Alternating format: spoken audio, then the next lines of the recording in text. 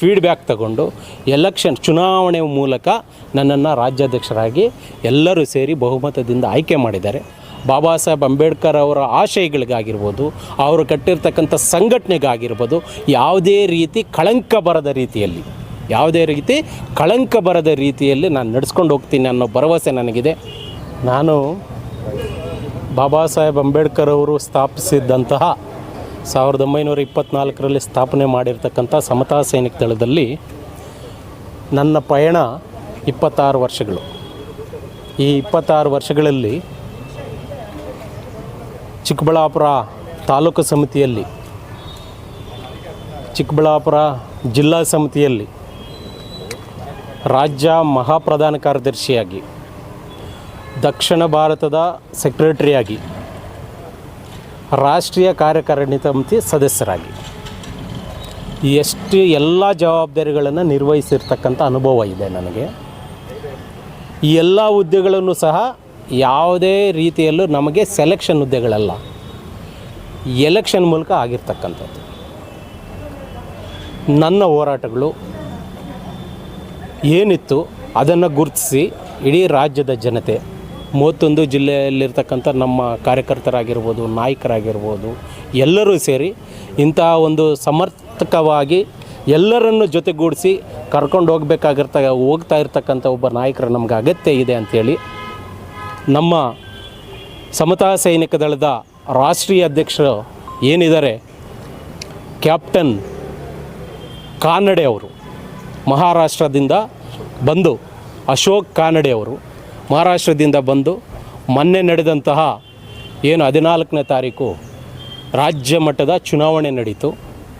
ಬೆಂಗಳೂರಿನ ಖಾಸಗಿ ಹೋಟೆಲಲ್ಲಿ ನಡೀತು.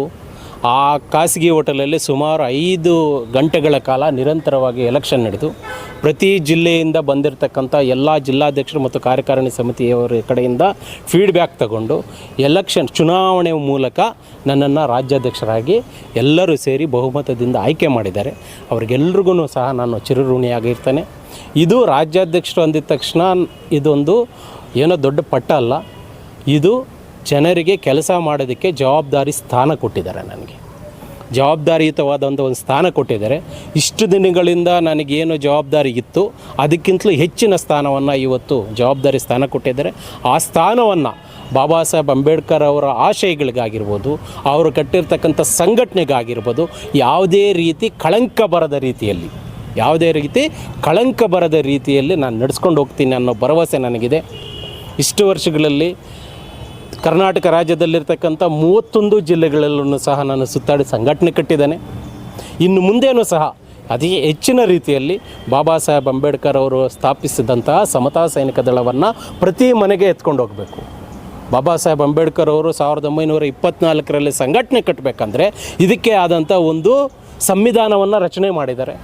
ಆ ಸಂವಿಧಾನದಲ್ಲಿ ಬಹಳಷ್ಟು ವಿಚಾರಗಳಿದೆ, ಬಯಲಾಗಳಿದೆ.